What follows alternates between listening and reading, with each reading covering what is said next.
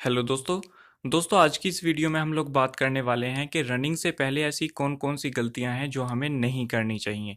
अगर आप ये गलतियां करते हैं तो आपको बहुत सारी प्रॉब्लम हो सकती हैं। जैसे सबसे पहले आपको सांस फूलने की दिक्कत हो सकती है। वैसे तो सांस फूलने की दिक्कत कई कारणों से होती है, लेकिन अगर आप ये गलतियां करते हैं तब भी आपको सांस फूलने की दिक्कत हो सकती है। दूसरा, दौड़ के समय आपके पेट में दर्द हो सकता है। और तीसरा, आपकी टांगों में दर्द हो सकता है। तो दोस्तों, जब तक आप इन गलतियों को नहीं सुधारोगे तो आपकी टांगों का जो दर्द है वो भी बना रहेगा। और जब तक आपकी टांगों में दर्द बना रहेगा तब तक आप हाई स्पीड में रनिंग नहीं कर पाओगे। और आपकी जो टांगों की नसें हैं उनमें अकड़न हो सकती है और सूजन हो सकती है। तो इस तरह की बहुत सारी समस्याएं हैं जो इन गलतियों की वजह से हो सकती हैं।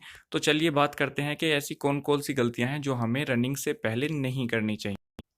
दोस्तों, सबसे पहला पॉइंट है कि आपको रनिंग से पहले वार्म अप ज़रूर करना है। चाहे आप कई महीनों से रनिंग कर रहे हो या आपने कुछ ही दिन से रनिंग करना स्टार्ट किया है, दोनों ही केस में आपको रनिंग से पहले वार्म अप ज़रूर करना चाहिए। कुछ लोग होते हैं जो डायरेक्टली ग्राउंड पे जाएंगे और डायरेक्टली रनिंग करना स्टार्ट कर देंगे।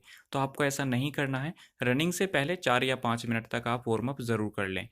आप यहाँ पर देख सकते हो कुछ एक्सरसाइज यहाँ पर आपको दिख रही होंगी। इनमें से कोई भी एक्सरसाइज आप वार्म अप के लिए कर सकते हो, या फिर अगर आप 100 या 200 मीटर टहल लोगे तो उससे भी आपका वार्म अप हो जाएगा। लेकिन अगर आप वार्म अप नहीं करोगे तो उससे आपको कुछ दिक्कतें हो सकती हैं। सबसे पहली दिक्कत आपकी सांस फूलने की दिक्कत हो सकती है। अगर आप वार्म अप करके रनिंग करना स्टार्ट करोगे तो आपको सांस फूलने की जो दिक्कत है वो कम हो जाएगी। और दूसरा, अगर आप वार्म अप नहीं करते हो और डायरेक्टली रनिंग करना स्टार्ट कर देते हो तो ऐसे में होगा क्या, आपकी जो टांगों की नसें हैं उनमें ब्लड सर्कुलेशन उतना तेज नहीं होता है। लेकिन अगर आप वार्म अप कर लेते हो तो उससे आपकी टांगों की नसों में जो ब्लड सर्कुलेशन है वो तेज हो जाएगा। और आपको जो टांगों में जो नसों पे खिंचाव होता है या अकड़न महसूस होती है, टांगों में जो दर्द होता है, वो जो प्रॉब्लम है वो सोल्व हो जाएगी। तो आपको वार्म अप ज़रूर करना है रनिंग से पहले। अब दोस्तों, अगर आप 5 किलोमीटर रनिंग की तैयारी कर रहे हो तो आपको शुरुआत में हाई स्पीड से नहीं दौड़ना है। स्टार्टिंग के 3 या 4 किलोमीटर आप स्लो स्पीड में दौड़िए और एक कांस्टेंट स्पीड में दौड़िए। मतलब कि आप एकदम से ना तो स्पीड बढ़ाइए ना एकदम से स्पीड घटाइए। ऐसा अगर आप करोगे तो आपकी सांस फूलने की बहुत ज़्यादा दिक्कत होगी और आपका जो स्टेमिना है वो स्टार्टिंग में ही बहुत ज़्यादा कम हो जाएगा। तो आपको शुरुआत में ये गलतियां नहीं करनी है। जो लास्ट का 1 किलोमीटर रह जाता है या 800 मीटर रह जाता है उसमें आपको अपनी फुली स्पीड में दौड़ना है। आपके अंदर जितना भी स्टेमिना है वो पूरा स्टेमिना लगा देना है। लेकिन स्टार्टिंग में आपको हाई स्पीड से नहीं दौड़ना है और ना ही आपको अपनी स्पीड एकदम से बढ़ानी है ना ही एकदम से घटानी है। दोस्तों, अगला पॉइंट है कि रनिंग से पहले पानी पीना चाहिए या नहीं पीना चाहिए। तो मैं आपको बता दूं, रनिंग से पहले पानी नहीं पीना चाहिए। अगर आप सुबह में रनिंग करते हो तब तो बिल्कुल पानी नहीं पीना चाहिए। लेकिन अगर आप शाम में रनिंग करते हो और उस टाइम पे गर्मी पड़ती है तो आप थोड़ा पानी पी सकते हो, लेकिन रनिंग से 1 या 1.5 घंटा पहले।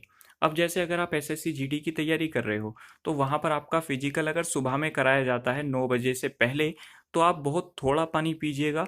लेकिन अगर आपका फिजिकल दोपहर तक कराया जाता है 11 या 12 बजे तक, तब आप सुबह में थोड़ा थोड़ा पानी आराम से पी सकते हो, जिससे वहाँ पर कोई दिक्कत नहीं होगी।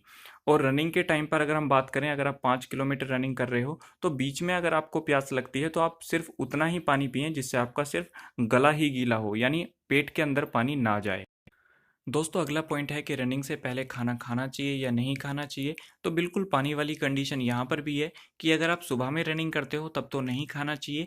लेकिन अगर आप शाम में रनिंग करते हो 6 या 7 बजे, तो आपको 3 बजे के बाद खाना नहीं खाना चाहिए। ऐसा बिल्कुल भी मत करना कि 6 बजे रनिंग करने जाओगे और 4 या 5 बजे आपने खाना खा लिया। इससे दिक्कत हो जाएगी। अब दोस्तों, आप जानते हैं रनिंग के बाद भीगे हुए बादाम या भीगे हुए चने खाने से काफ़ी फ़ायदा मिलता है। आपकी हड्डियों को भी फ़ायदा मिलता है, बहुत ज़्यादा एनर्जी मिलती है। तो आपको ऐसा नहीं करना है कि रनिंग के एकदम बाद आप इन्हें खाने बैठ जाओ। रनिंग के बाद भी आपको स्ट्रेचिंग ज़रूर करनी चाहिए, कुछ एक्सरसाइज करनी चाहिए। और एक्सरसाइज के बाद थोड़ा सा आराम लेने के बाद आपको भीगे हुए बादाम या भीगे हुए चने खाने चाहिए। अब दोस्तों, पूरे दिन की बात कर लेते हैं। आपने जैसे सुबह में रनिंग करी तो आपको पूरे दिन में सबसे पहली बात तो तला भुना तो बिल्कुल भी नहीं खाना है। जो जितने भी ऑयली फूड हैं वो आपको नहीं खाने हैं। आपको पौष्टिक आहार खाने हैं, जितने भी हरी साग सब्जियां हैं वो खानी है। आपको फल खाने हैं, अगर आप फल नहीं खा रहे हैं तो फलों का जूस लेना है। जिससे हो क्या भाई, कि जैसे आपकी रनिंग में जितनी भी एनर्जी का लॉस हुआ है कम से कम, तो वो आपकी रिकवर हो जाए। आपको कल भी तो रनिंग करने जाना है और आपकी जो आज एनर्जी लॉस हुई है उसको रिकवर भी तो होना पड़ेगा। तो उसके लिए आपको अच्छे से अच्छा खाना खाना चाहिए। अब अगर आप खाना नहीं खाओगे तो सीधी सी बात है, फिर तो आपको डॉक्टर ग्लूकोज की बोतल लगाएगा। तो उससे बढ़िया है कि आप अच्छे से अच्छा खाना खाओ, जिससे आपकी जो सेहत है वो भी एकदम से डाउन नहीं होगी, क्योंकि आप जानते हैं कि रनिंग के टाइम पे हमारा जो वजन है वो भी घटने लगता है। तो खाने पर विशेषकर ध्यान देना है, गलत चीज़ें नहीं खानी है। अब दोस्तों ये जो पॉइंट है ये रनिंग से पहले का नहीं है, लेकिन फिर भी इम्पोर्टेंट पॉइंट है कि आपको सांस कैसे लेनी है। अगर आप सही तरीके से सांस नहीं लोगे तो आपको सांस फूलने की दिक्कत हो सकती है, और काफ़ी ज़्यादा हो सकती है। तो दोस्तों अगर आप 5 किलोमीटर रनिंग कर रहे हो, एक तरह से ये लॉन्ग रनिंग में आती है, तो अगर आप लॉन्ग रनिंग कर रहे हो तो आपको छोटे छोटे सांस नहीं लेने हैं, आपको लंबे लंबे सांस लेने हैं, जिससे कि आप अपने फेफड़ों का पूरा इस्तेमाल कर पाओ।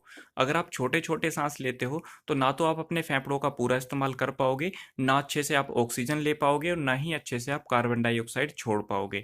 तो आपको लंबे लंबे सांस लेना है, जिससे आपके जो फेफड़े हैं वो भी स्वस्थ रहेंगे, और आपकी जो सांस फूलने की दिक्कत है वो भी कम हो जाएगी।